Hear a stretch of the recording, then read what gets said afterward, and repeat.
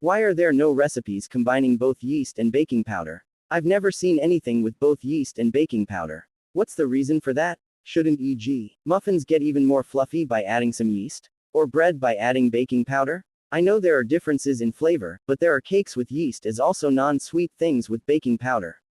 So that shouldn't be the problem. The existing answers already explain why yeast and baking powder won't work together. But even if they did, you wouldn't have a reason to use them.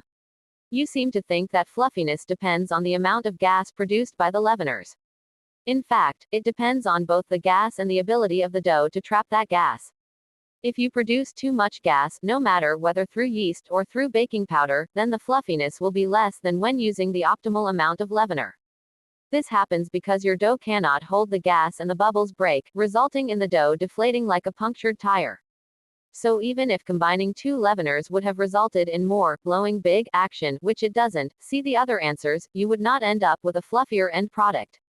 If you want fluffy muffins, you have to use a recipe and a technique which is best capable of retaining the gas produced by the baking powder. The amount of gas production is not a bottleneck. Everything at Cascabel says in her answer is correct. I wanted to elaborate on why it is true.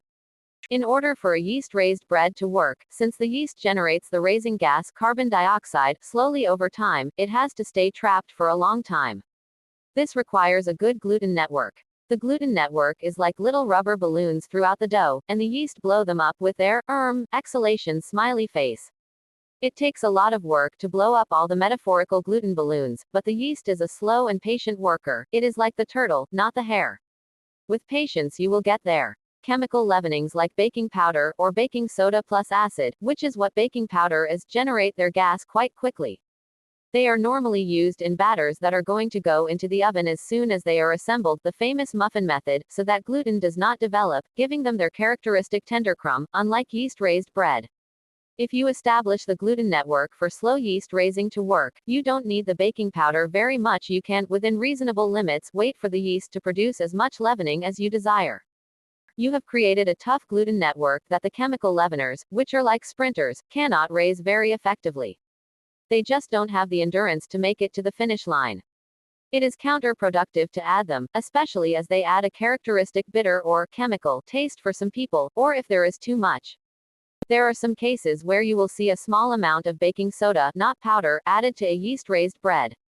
One of my favorite toasting breads is in this category. The purpose of this baking soda is not to leaven, but rather to change the pH of the dough, making it less acidic, and facilitating browning of the crust.